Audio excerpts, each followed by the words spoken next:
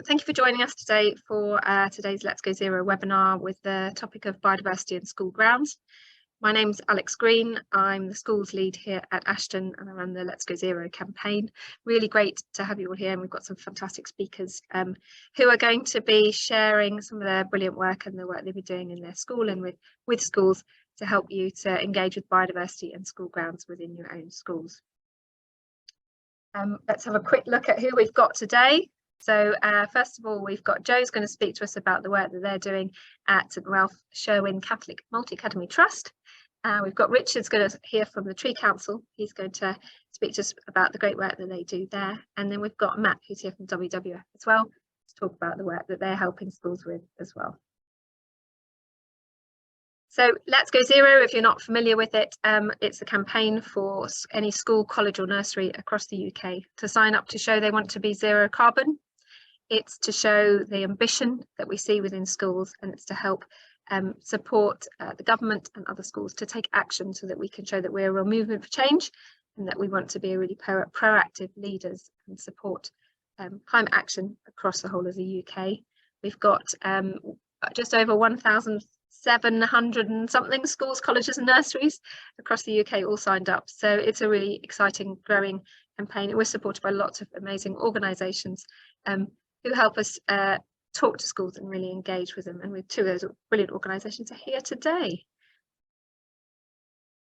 Schools are doing such great things. We see it every day. We see it across the primary schools, early years and up into the secondary schools. That they're taking action within their school grounds. So some of them are rural schools, some of them are urban schools, and a real mixture of different activities and on a real mixture of different scales. So whether that's just a few planting areas, planting boxes with some bee and butterfly friendly plants, and whether that's larger scale areas of growing fruit, food, vegetables, orchards. We've got really exciting sort of beekeeping and looking at all the things that schools can do across their sites.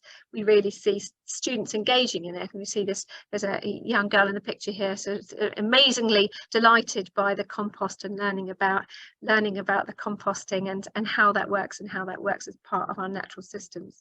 And it's really important for us, for our children and young people, to have that connection to nature and to really understand where does our food come from and what happens to it when it decomposes, and how can we improve biodiversity and how can we enrich the school sites by what we're doing, because we know they take that home into their communities and into their homes. So it's a really key message that we're looking at. And we also know it's really well supported by the Department for Education. A lot of the projects that are coming up now have got quite a strong angle towards biodiversity and nature. And so we can see that the intention is there, and we're hopefully going to really see a thrive over the next year or so in schools really taking on nature and biodiversity action.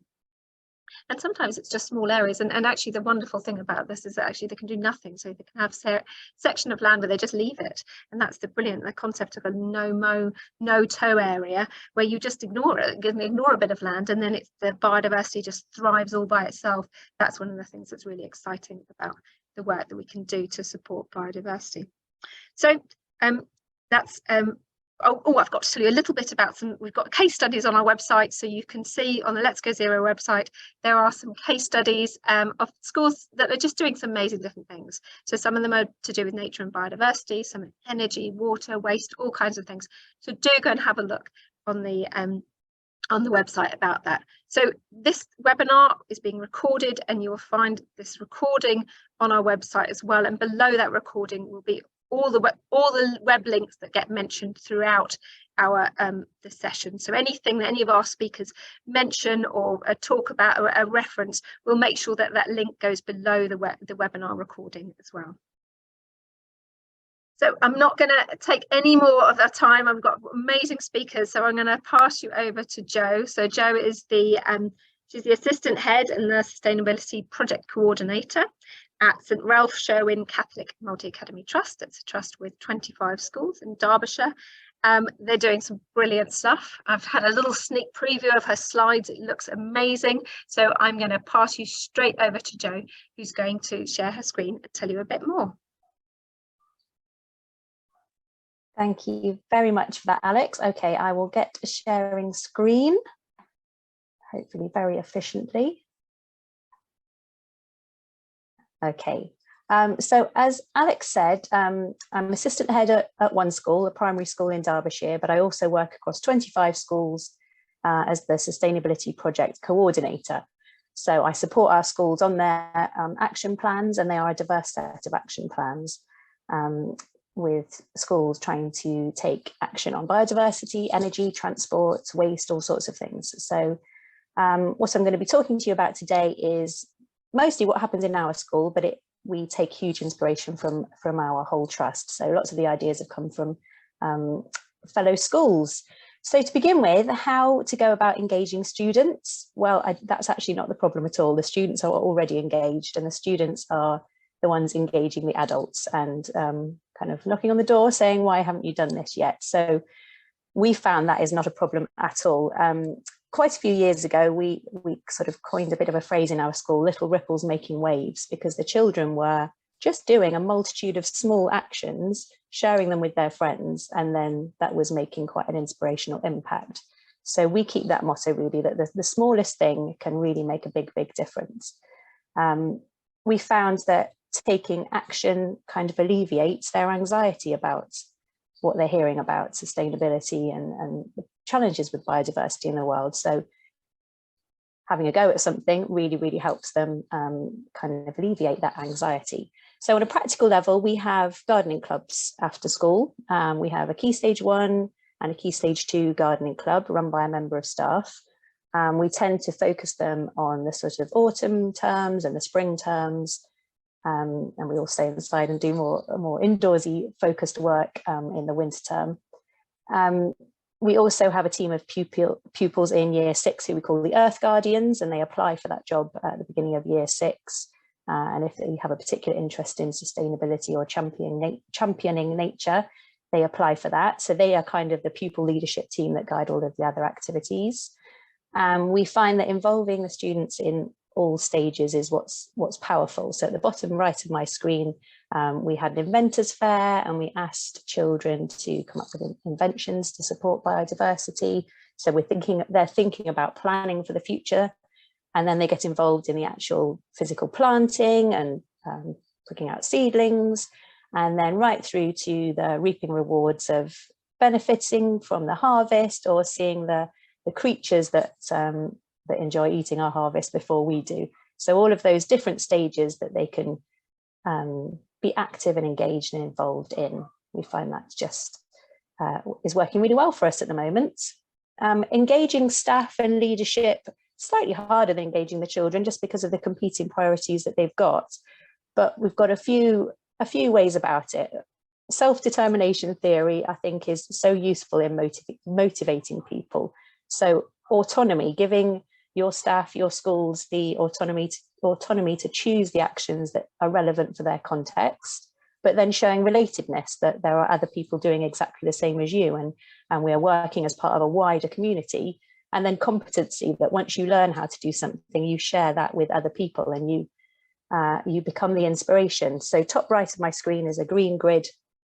Beginning of last year, I just sent this out to all of our schools across the trust, showing the actions they were doing and how they mirrored actions that other schools were doing.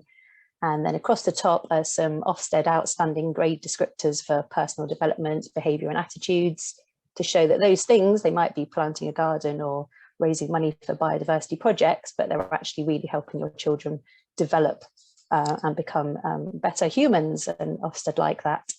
And we also find that asking all of our staff to take action in their sort of area of interest. So the bottom right of my screen, our subject leaders in our school, so our music lead, our computing lead, our maths lead, they've each chosen a sustainability target to further through their action plans. So our maths lead is thinking how taking action on waste through kind of data and statistics and monitoring how much waste we make. So we're finding that's a really great way of engaging staff. They've already got to do this job, so let's add our job onto it. And then the biggest engagement has been staff vegan Thursdays. So at our school, every Thursday lunchtime, we take it in turns to cook for one another, ideally using produce that the children have grown in the school garden.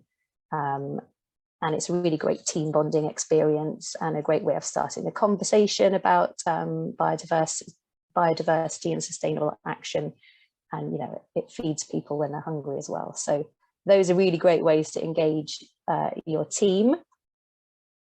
Strengths and successes so far. So in our school, none of us really had a clue. We didn't really have any gardening gurus. We've got some heroes that I will talk to you at the end, but, you know, we just got stuck in and gave it a go, really. So we made a mess, we've made mistakes, we've learned from them.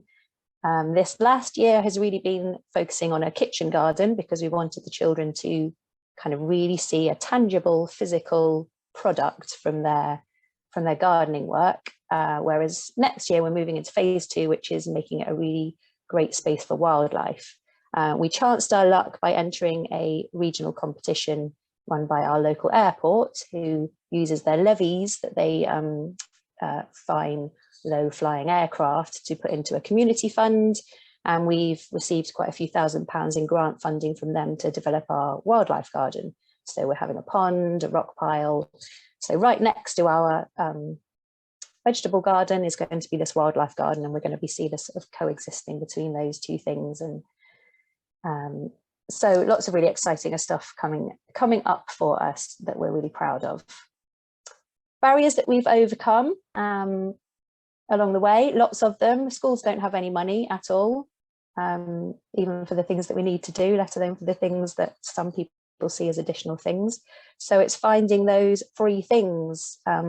Our premises officer, Kim, is absolutely amazing. She comes into school and says, oh, I found 9 tyres, or I've asked my local garage and we've got 9 tyres and we're using those as planters. Or she's come in with some scaffolding boards and we've used them to make our own vegetable beds. Or teachers have got pallets through some means or another, and they need to be recycled, so we've used those for our compost bins. So kind of having that needing to be inventive, really, and then using what we've got. So we've now got seeds harvested from our pumpkins, so we're storing those. That's going to avoid us having to purchase new seeds. We've needed permission to do some things. We were doing a project to raise money for a school in Ghana to have a freshwater borehole. One of our parents let on that his company digs boreholes. That's what they do. They're borehole engineers, and he would do us one for free. And then that was a 6-month process of me taking that amazing offer and jumping through all of the hoops we needed to get the permissions to do that on our site, which were, you know, a surprising amount of permissions that were required. But we did it, and we now have a freshwater pump that accesses the sort of aquifer under our ground. The children learn about where water comes from and how much energy, physical energy, it takes to get it out of the ground in order to water our plants. And that leads into conversations about hosepipe bans and all the rest of it. So persistence is the key, I think.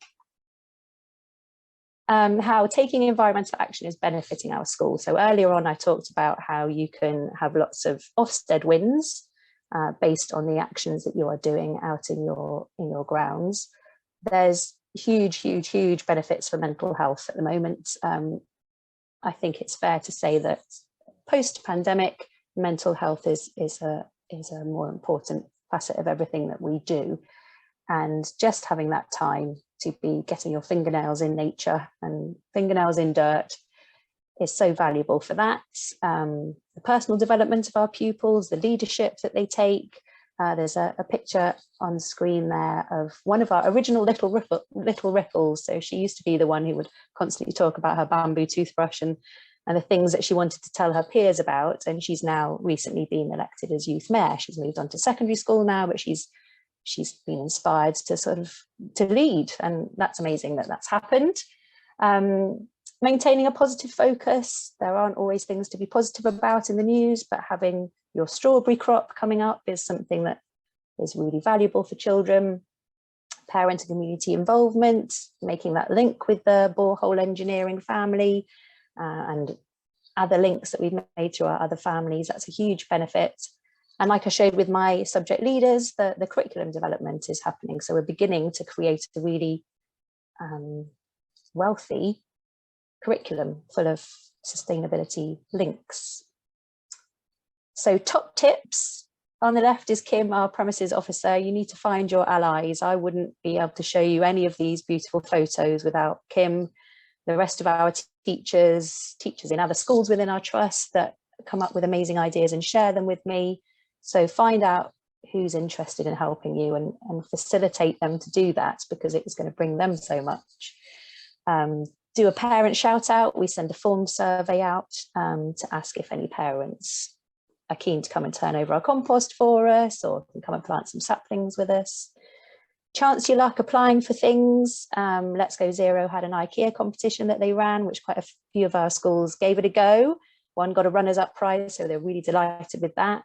At the moment, we're applying for the Nature Grant scheme, where there's up to £500 for different products you can get through that, and lots of really good sounding CPD as well.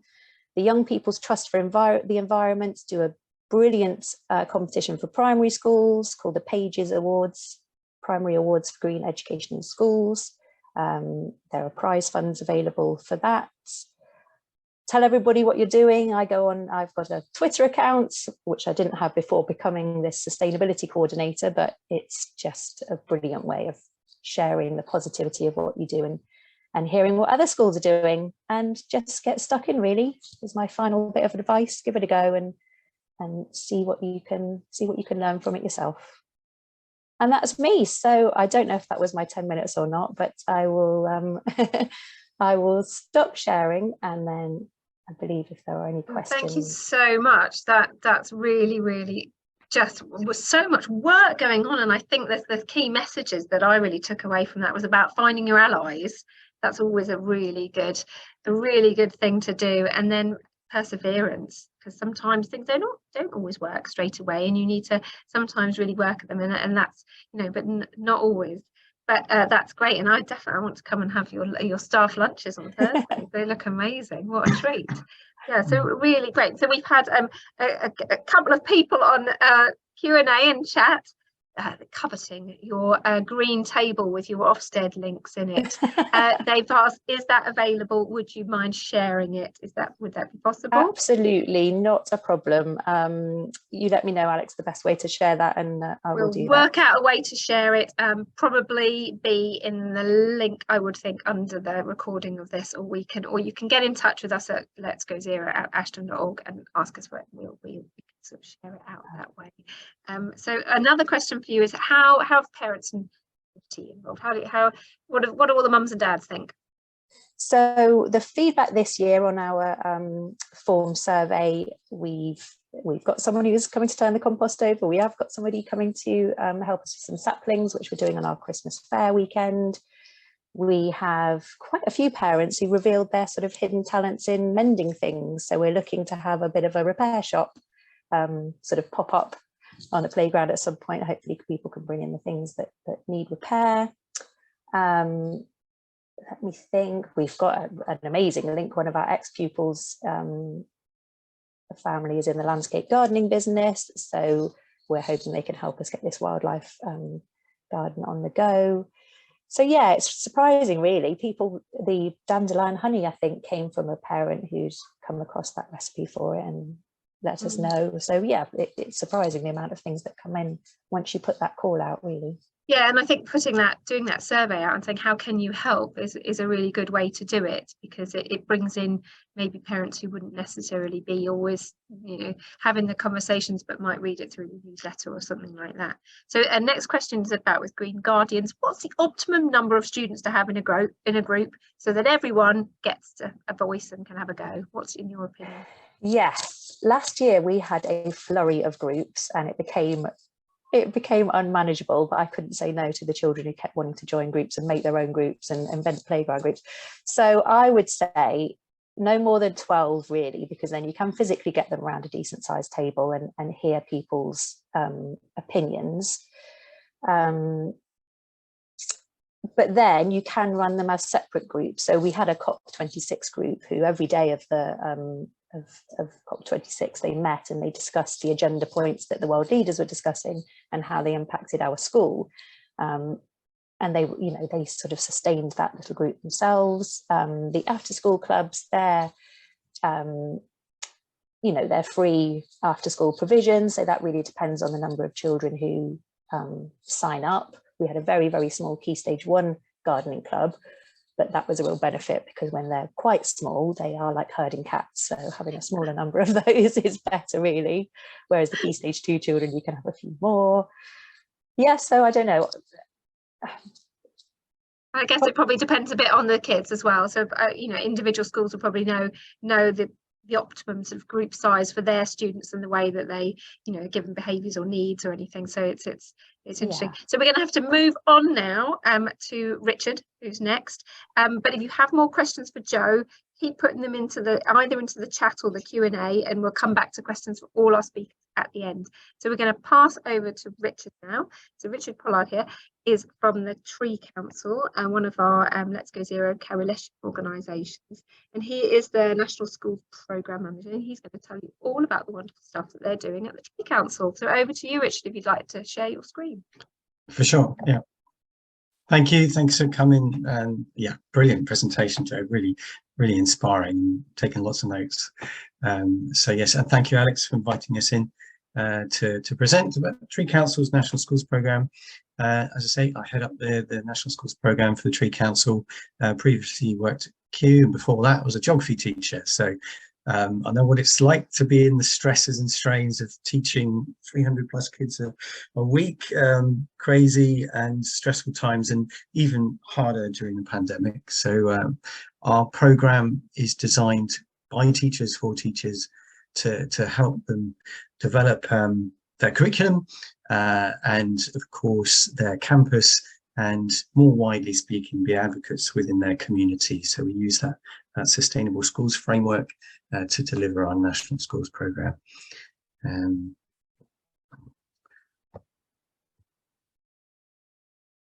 So what's it all about? Well, it's about being a force for nature, and that's our campaign strapline.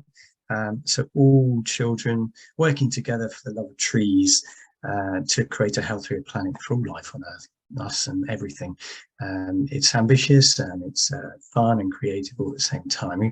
We're really keen for our programme, given that there's so much anxiety out there with young people and children in schools and teachers and parents, too, I totally understand that, that this is about doing something positive, but doing something that's fun at the same time. And that's found that very rewarding. That yes, there's lots of negative press and challenges that we all face, but we can all make a really positive difference, and that's what being a force for nature is about. Lots of different organisations involved to support us, the national programme, and to support schools on the ground. And some of these organisations are maybe local to you, or certainly the networks within them, Eco Schools being one. Learning Through Landscapes, brilliant organisation for us, really supportive. Forest Schools, there's a lots of forest schools on our programmes, and Derby University support us with assessing the impact that the programme is having in terms of behavioural change.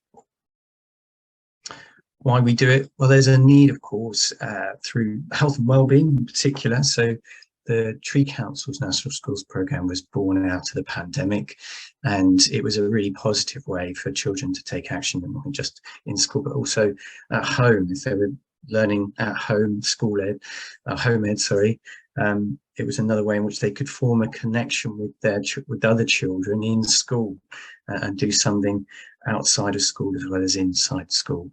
And yeah, the stats that show it all really. 75% of children feeling very anxious about their future, and there's a lot of a growing gap in knowledge, certainly around tree health and tree care, and the pests and diseases that affect trees increasingly across the UK, including ash dieback, which is having a significant, hundreds and thousands of trees are being cut down due to ash dieback disease that's affecting the whole of the UK right now.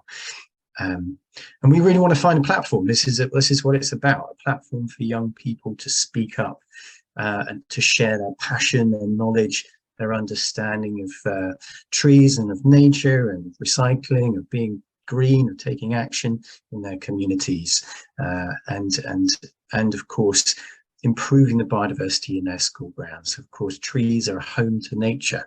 There's about 2,000 different species, plant, insect and vertebrate, live in one single mature oak tree. So you can imagine how much that would be if you planted 5 or 6 of them in your school grounds.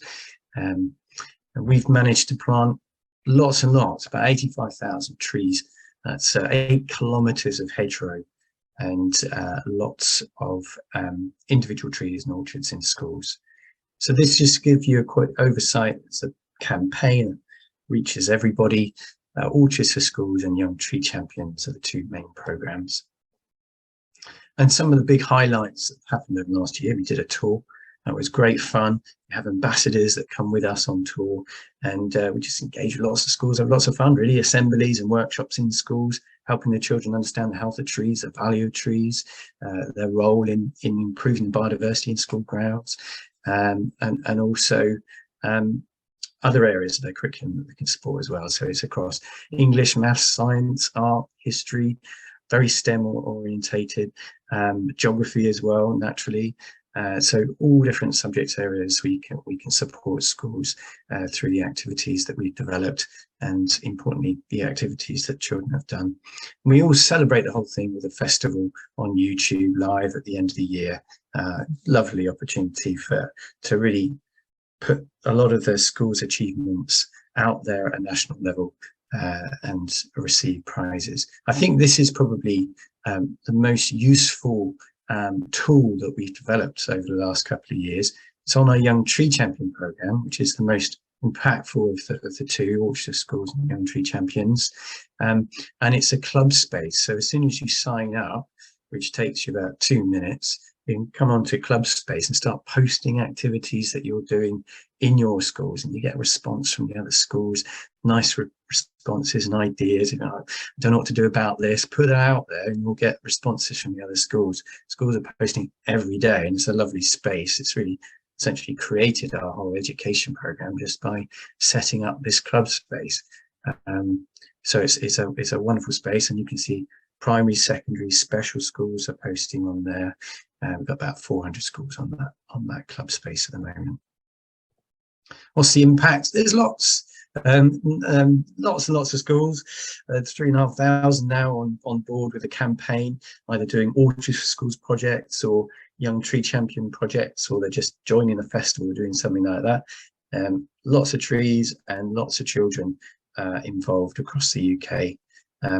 Big impacts, growing a greater connection with nature is so important. That's how it all starts for us, is that planting those trees and it's connecting with nature, forming that relationship is so critical early on in life, and it will stay with you for the rest of your life. It will change the very decisions that you make. So that's a critical point for us, is growing that relationship with nature and with each other through nature, learning from nature as well, learning from trees and how they provide oxygen, food, everything for us, and how they stabilize the environment, stabilize the climate as well. So such a critical role that they play. And there's lots of schools you can see. That's our journey that the schools go on. They usually start with a campaign, and then they come on board and get deeper and deeper down the road until they become ambassadors. And we're launching a junior ambassador program.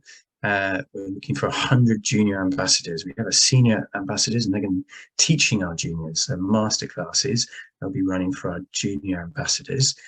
So it's a really amazing opportunity to work one-to-one almost with our senior ambassadors, the likes of James and Thomas and Benjamin Haycock and Amy Bray. So really, really inspiring opportunity for all children out there to get involved, especially the schools that are in this call. So here you go, how to get involved. My final bit, start by sharing. And I know you're all doing amazing things, so use our hashtag Force for Nature and just put it out there. It's so important that you share all the wonderful things that you're doing in school. Don't be shy, speak up. It's so important. Once you start sharing, it makes it so much more real, and all the other schools locally to you will be like, oh my God, really? So yeah, do it, definitely. Definitely recommend that. Start connecting and learning as much as you can. Just download our resources and free things that we've got online. Register with us, and then you'll get more. There's lots of training, tech kits and tree packs and competitions and things like that you can get involved in. Orchard packs are going out the end of this week, so look out for that. You can apply for those hedgerow packs as well. And also the Junior Ambassador Programme is being launched very, very soon. So do look out for that too. And finally, there's an exhibition next year. And so we're looking for voices. We're looking for children who can share a story, a memory of a moment in their lives. We'll be recording those voices and including them in an immersive experience. We'll be traveling around the UK and be able to go and experience that.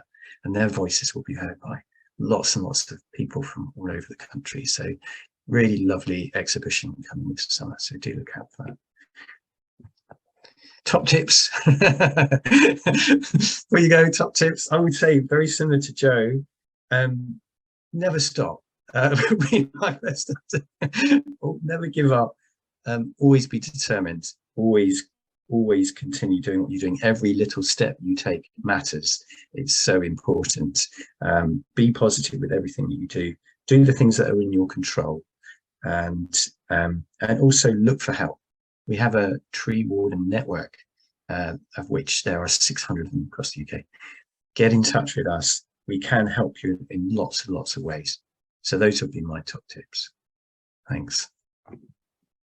Thank you very much. That was amazing to hear all the work that you're doing and to see how people can be involved as well. So thank you, Richard, for sharing that. So before, I've got two questions that have come in from the audience. I've got one question of my own I want to add in first. Have you seen in the work that you've done a link between students that are involved in trees and tree planting that then go on to that kind of career? So any kind of jobs or careers that are involved in trees. Have you ever seen evidence for that?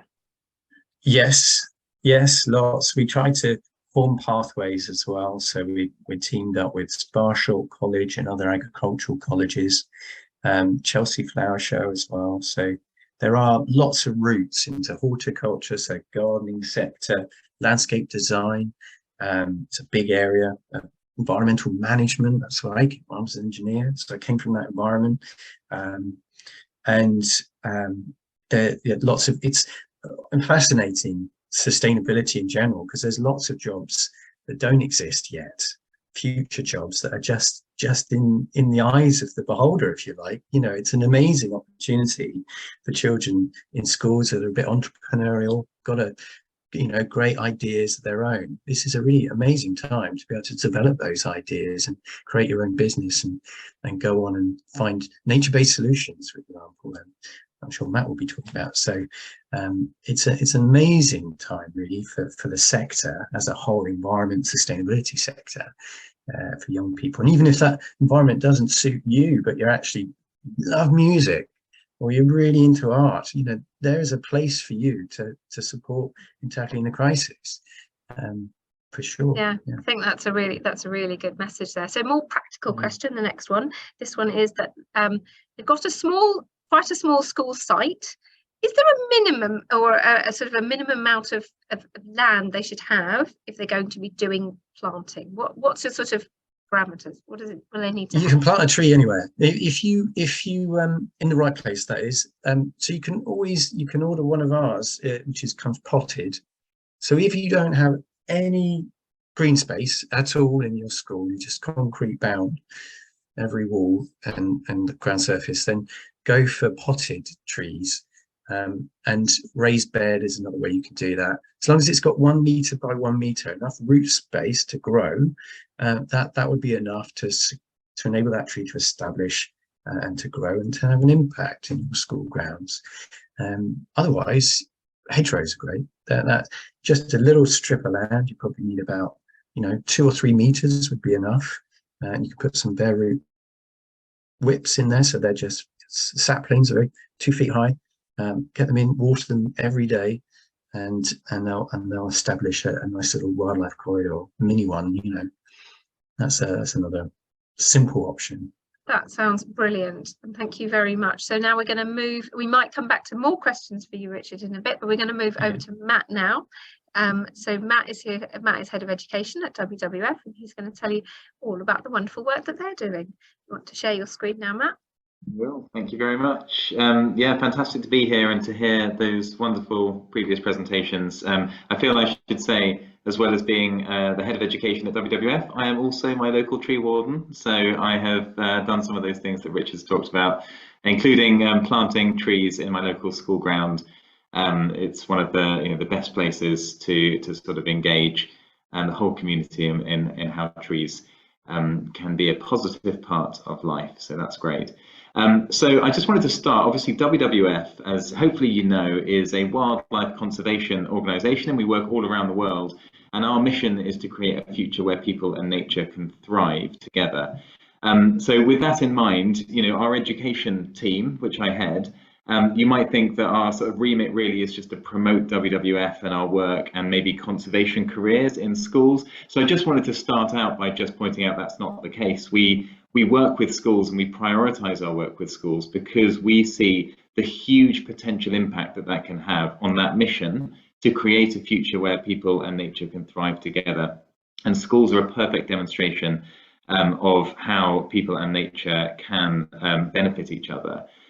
So that's kind of why we're here, and we're trying to help maximise on that huge potential that is represented by schools. And we know there are barriers to schools kind of picking up some of these opportunities and kind of fulfilling that potential, which is through no fault of their own. And so we want to try and help schools overcome that. So I'm going to present a barrage of things that WWF is kind of either working on or is already offering that can hopefully help you with that.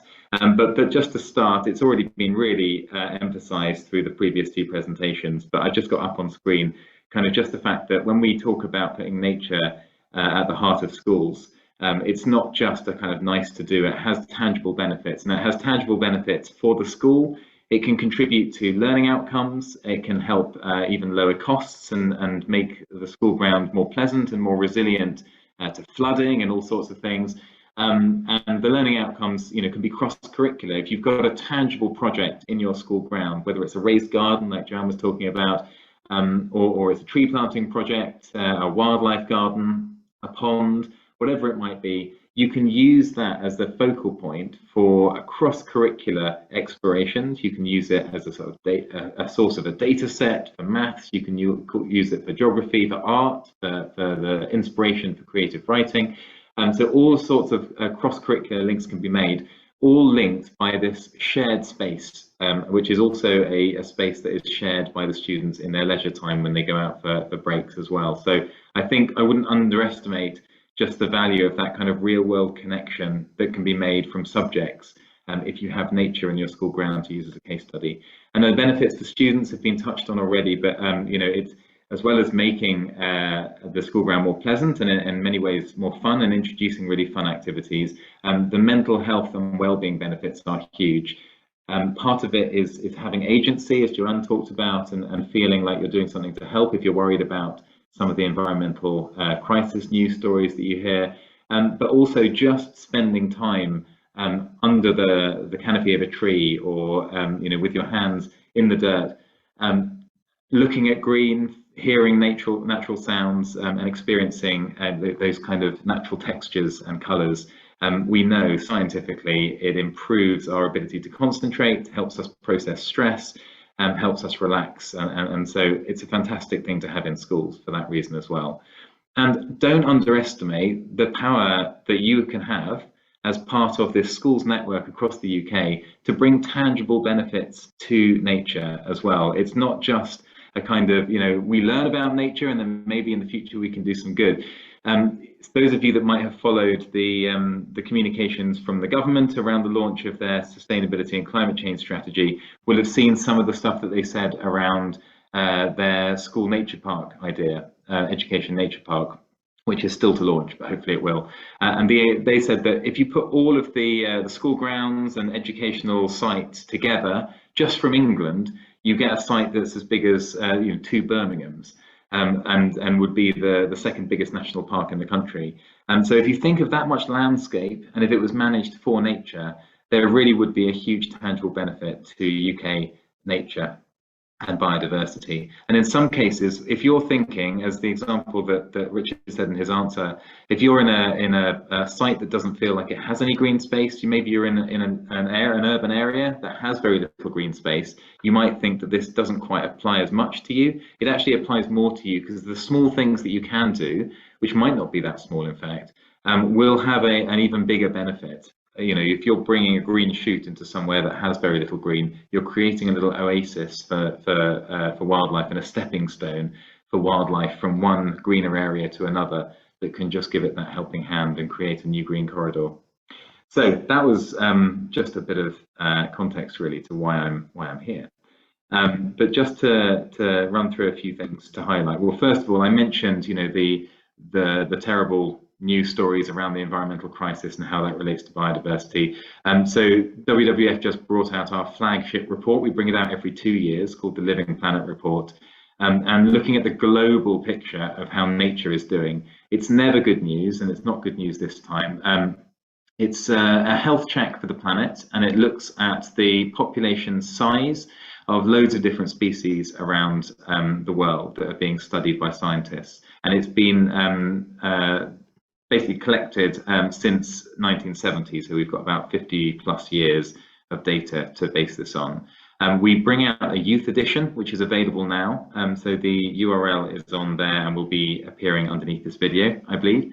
And the Living Planet Report is a really, really good entry point to discuss with young people the importance of nature, the importance of biodiversity, and also the current issues that we face globally.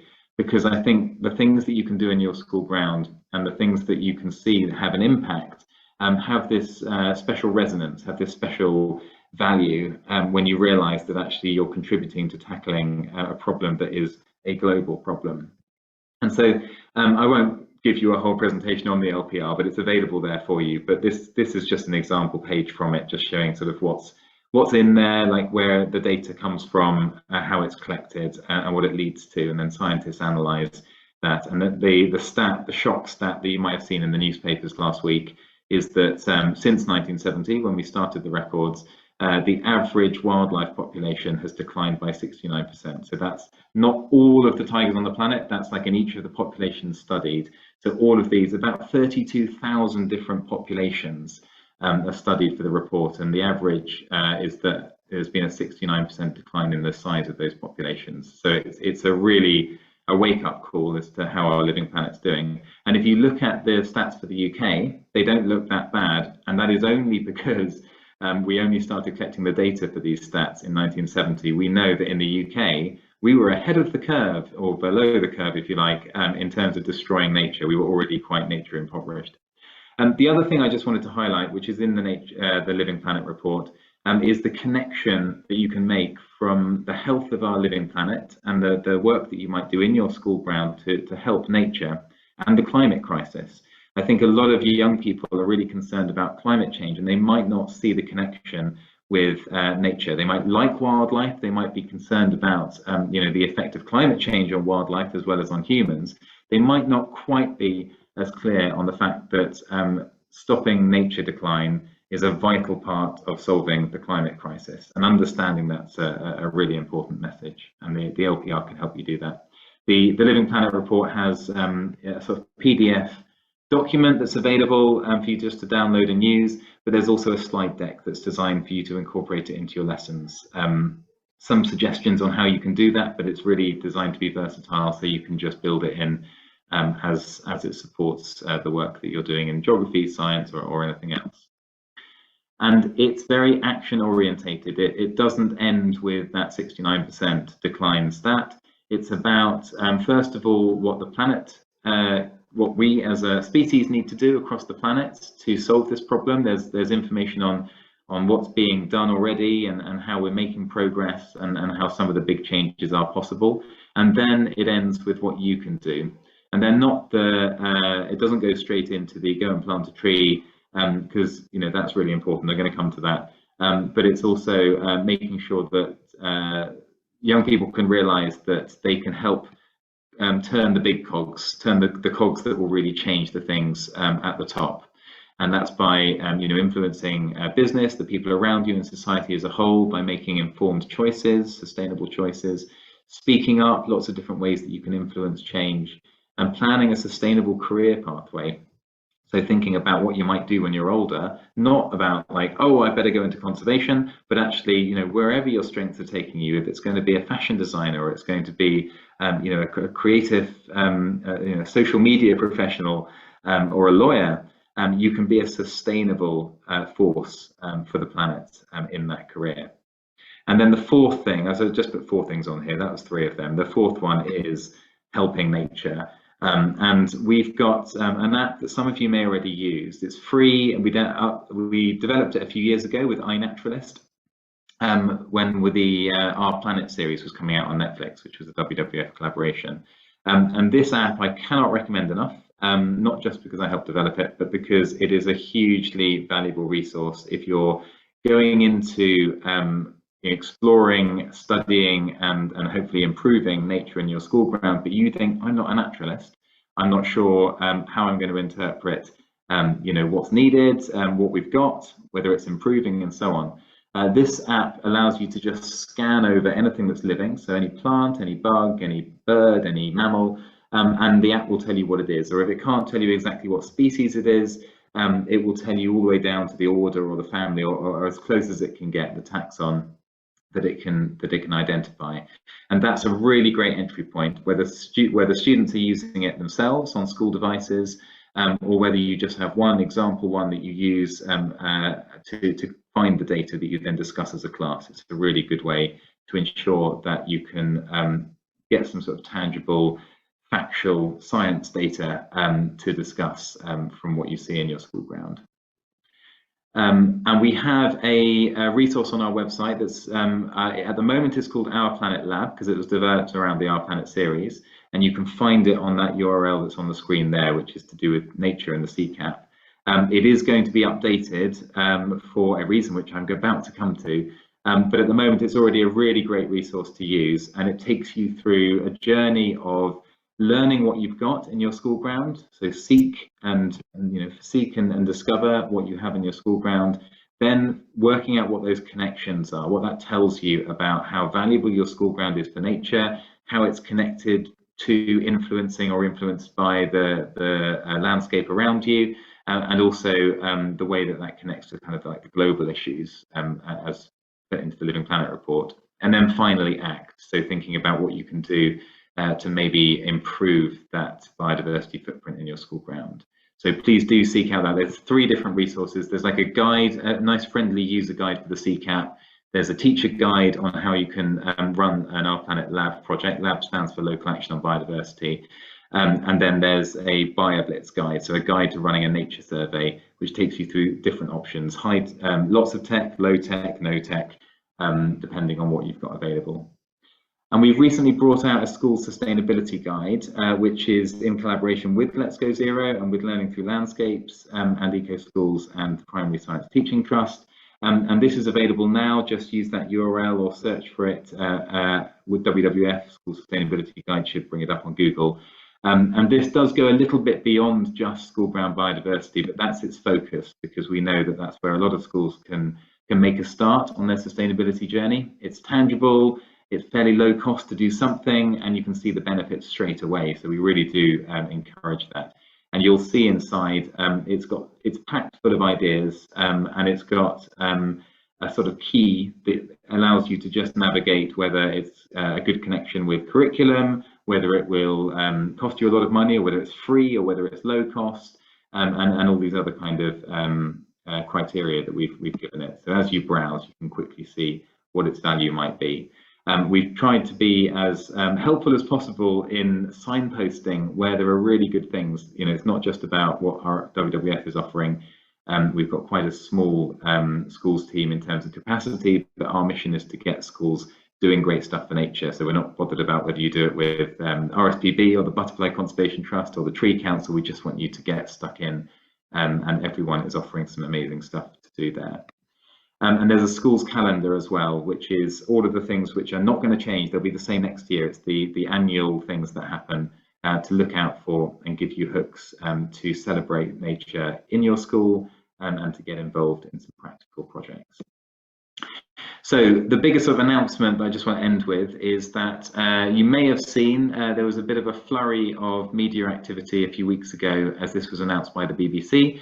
We have a new nature documentary coming out in the spring of 2023. It's been created with WWF and the RSPB. And it's called Wild Isles because it's focused on UK nature. And we're seeing this as a massive opportunity to get the whole of society, all of the public, talking about the value of UK nature, understanding what we have and why it's valuable and why we should protect it and what we can do to protect it. And so we're going to make schools an absolutely central part of that mission. And it's going to be by basically getting as many schools as possible to do the things we've all been talking about on this webinar. But there'll be some extra support available, there'll be some extra resources, and hopefully some real hooks that you can use to get buy-in from your management in terms of making your first steps in this journey, or upping your game. So hopefully there'll be some additional funding pots available, there'll be some new resources, and there'll be a celebration moment on the other side of Wild Isles. So when Wild Isles comes out in the spring, sort of March and April, and there'll be a real kind of push on schools getting out and surveying the nature in their school grounds, using our toolkits and sharing what they learn, so that we get this real picture of what schools are already doing, how much biodiversity their school grounds can represent, and what they can do to improve on that.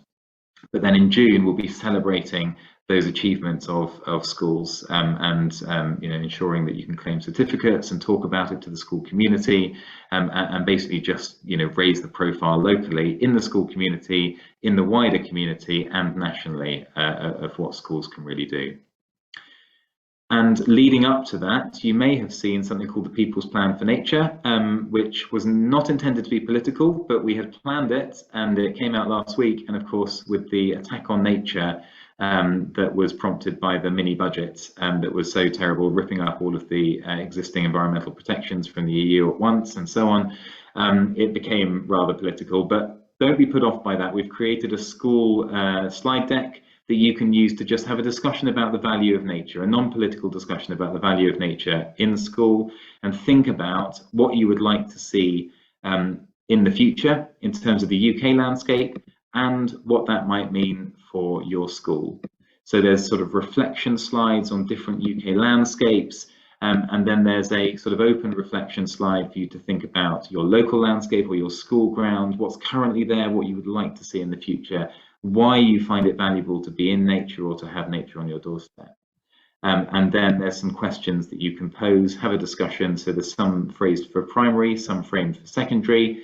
And the idea is that up until the end of October, anyone can go onto the website and submit their People's Plan for Nature submission, their idea of what nature should be allowed to do for us in the future, what we should encourage it and support it to be able to do for us in the future. And so you can sort of upload the key kind of messages from your discussion with your school on behalf of your class or on behalf of your year group, and contribute to a very, very important plan that will have a lot of airtime in 2023.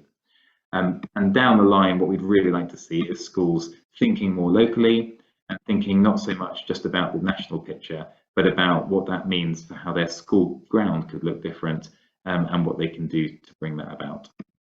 So I had to rattle through a lot in a short time. I've probably still managed to go over, so I'm going to stop there and see if we've still got some time for questions.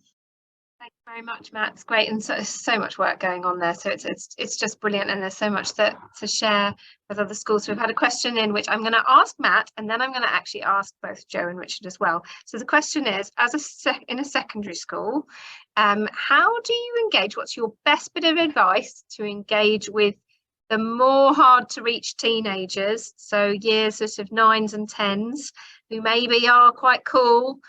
What's your best bit of advice in terms of engaging with that kind of age group of students? Yeah, it's a great question. And we know it's a challenge. So two pieces of advice. One is, and this is backed up by a lot of research, is that you need to make those opportunities sociable. So it's about, if the motivation for getting involved isn't the benefit that nature's going to get, or like why they should enjoy doing it because it's a natural activity, because they're either interested or they're not. You're not going to change their mind offering that. If it's an opportunity to do something fun with their friends, then they will want to do it. And when you get them out and doing something, and it's the shared experience, then it will start to be cool. It will start to be something they're talking about in positive terms to each other. So lots of different ways you could do that. I don't have time to go into, but that's I think it should to be the idea behind what you do. So that kind of nature volunteering, the practical activity, make it fun and get them involved doing it together. And then the Fun other and side, sociable. fun and sociable, and the other side to do it, the side just in terms of like that first step you want them to take, make that first thing. It doesn't need to be what the whole project's about, because when they're hooked, hopefully they'll be hooked.